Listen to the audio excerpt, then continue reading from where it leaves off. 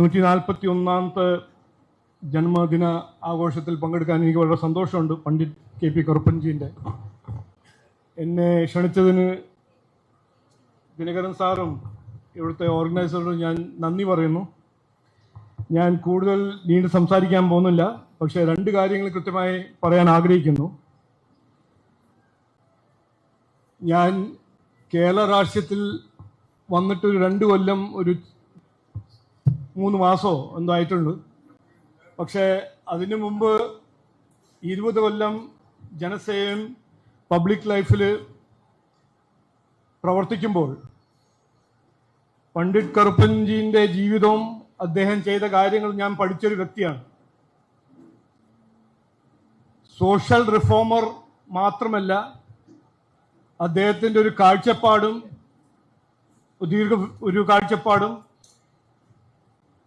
English ഒരു വാക്കുണ്ട്, അതിന് മലയാളം ട്രാൻസ്ലേഷൻ എനിക്ക് ഇതുവരെ കിട്ടാൻ ഞാൻ ഒരു ശ്രമം നടത്തി, കിട്ടിയിട്ടില്ല. മോഡേണൈസർ, സമുദായത്തിനെ മോഡേണൈസ് ചെയ്യാൻ പ്രവർത്തിച്ചതും ശ്രമിച്ചത് ഒരു മഹാൻ വ്യക്തിയായിരുന്നു അദ്ദേഹം. അപ്പോൾ അത് ഇന്നും അദ്ദേഹത്തിൻ്റെ കാഴ്ചപ്പാട് ഇന്നും ഒരു പ്രാധാന്യമുണ്ട്.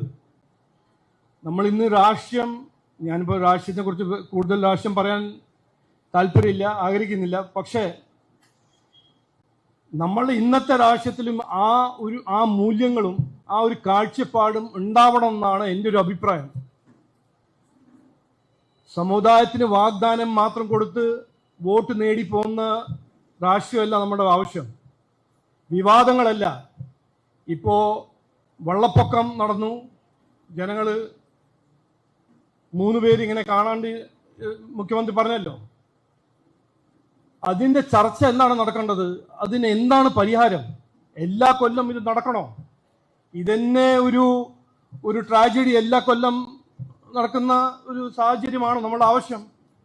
പക്ഷേ ഞാൻ ഈ മാധ്യമ സുഹൃത്തോടും ഞാൻ പറയാൻ ആഗ്രഹിക്കുന്നതാണ്, ഇതെല്ലാം നടക്കുമ്പോൾ നമ്മളെ ചർച്ച പോകുന്നത് വിവാദത്തിലേക്കാണ്. മുഖ്യമന്ത്രി എന്ത് കഴിച്ചു, പ്രതിപക്ഷ നേതാവ് എന്ത് മീനാണ് അദ്ദേഹത്തിൻ്റെ രുചി, ഞാൻ എന്താണ് കഴിക്കുന്നത്, ഇതാണോ നമ്മൾ ചർച്ച ചെയ്യേണ്ടത്? അപ്പോൾ പണ്ഡിറ്റ് കറുപ്പൻജി നമ്മൾ ഇന്നും പഠിക്കാനുണ്ട്. ജനങ്ങളുടെ പ്രശ്നങ്ങൾ പരിഹരിക്കാനാണ് രാഷ്ട്രീയക്കാരുടെ ഉത്തരവാദിത്വം. അത് 1 കൊല്ലമല്ല, 2 കൊല്ലമല്ല, 3 കൊല്ലാണെങ്കിൽ 3 കൊല്ലം അധ്വാനിച്ച് പ്രശ്നങ്ങൾ പരിഹരിക്കണം, ജീവിതത്തിൽ വ്യത്യാസം കൊണ്ടുവരണം. ഞാൻ അതാണ് അദ്ദേഹത്തിൻ്റെ ജീവിതത്തിലും പ്രവർത്തന ശൈലിയിൽ നിന്നും പഠിച്ചിരിക്കുന്നത്. അതൊന്ന് പറയണം എന്ന് എനിക്കൊരു ആഗ്രഹം ഉണ്ടായിരുന്നു. ഇന്ന് ഒരു വേദി യോഗത്തിൽ ഒരു അവസരം കിട്ടി, അന്ന് പറഞ്ഞു. രണ്ടാമത്തെ കാര്യം, ദിനകർ സാർ എൻ്റെ ഒരു ബോസാണ്.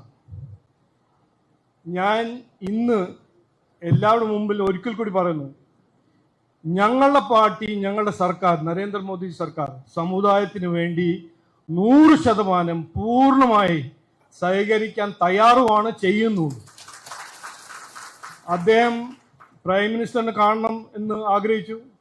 പ്രധാനമന്ത്രി ഇവിടെ വന്നു, കൊച്ചിയിൽ വന്നു, ഒരു നിവേദനം, ഒരു കോംപ്രിഹെൻസീവായിട്ടൊരു നിവേദനം കൊടുത്തു. അന്ന് പ്രധാനമന്ത്രി അദ്ദേഹത്തോട് പറഞ്ഞു, ഇത് ഞങ്ങൾ പരിശോധിക്കും, ഇത് പൂർണ്ണമായി ഞങ്ങളൊരു ശ്രമം നടത്തും എന്ന് അദ്ദേഹത്തോട് പറഞ്ഞു. അത് കഴിഞ്ഞ് 2 ദിവസം കഴിഞ്ഞിട്ട് എന്നെ വിളിച്ചു, ഡൽഹിയിൽ വിളിച്ചു. ഇതിൻ്റെ പിന്നിൽ രാജീവ് ഉണ്ടാവണമെന്ന് എനിക്കൊരു ഡയറക്ഷൻ തന്നു. അപ്പോൾ ഞാൻ ഇന്ന് പറയാൻ ആഗ്രഹിക്കുന്നത്, സെൻട്രൽ ഗവൺമെൻറ് വഴി എന്തു ചെയ്യണമെങ്കിലും ഞങ്ങൾ അതിന് പിന്നിൽ ഉണ്ടാവും എന്ന് ഞാൻ ഉറപ്പ് തരുന്നു. പിന്നെ മുഖ്യമന്ത്രി പറഞ്ഞല്ലോ ഈ റെസ്ക്യൂ സെർച്ചിനെ കുറിച്ച്. ഞാൻ ഒരു കാര്യം പറയാണ്. അന്ന് രാവിലെ 7 മണിക്ക് എനിക്കൊരു കോൾ കിട്ടി. സംസ്ഥാന സർക്കാരിൻ്റെ മന്ത്രി എന്നോട് പറഞ്ഞു, നമ്മൾ പെട്ടെന്ന് സെൻട്രൽ ഗവൺമെൻറ് സഹായം ആവശ്യപ്പെടുന്നു. ഞാൻ അന്ന് 7:15 രാവിലെ ഡിഫൻസ് മിനിസ്റ്ററിൻ്റെ ഫോണിൽ വിളിച്ച് പറഞ്ഞു, നമുക്ക് ഇത് പെട്ടെന്ന് ചെയ്യണം, കോസ്റ്റ് ഗാർഡും നേവിയും എല്ലാവരെയും മൊബിലൈസ് ചെയ്യണം. അന്ന് ഉച്ചയ്ക്ക് ഇതെല്ലാം അദ്ദേഹം നടപ്പിലാക്കി തന്നു. അപ്പോൾ ഞങ്ങളുണ്ട്, കൂടെ ഉണ്ടാവും. സംസ്ഥാന സർക്കാർ ആത്മാർത്ഥമായി സമുദായത്തിന് വേണ്ടി പ്രവർത്തിക്കാൻ ആണെങ്കിൽ അതിന് പൂർണ്ണ സഹകരണം തരാൻ സെൻട്രൽ ഗവൺമെൻറ് തയ്യാറാണെന്ന് ഞാൻ നരേന്ദ്രമോദി സർക്കാരിൻ്റെ പേരിൽ ഞാൻ പറയാൻ ആഗ്രഹിക്കുന്നു. കൂടെ ഉണ്ടാവും എന്ന് പറഞ്ഞ് വാക്ക് നിർത്തുന്നു. എല്ലാവർക്കും നമസ്കാരം, നന്ദി, ജയ് ഹിന്ദ്.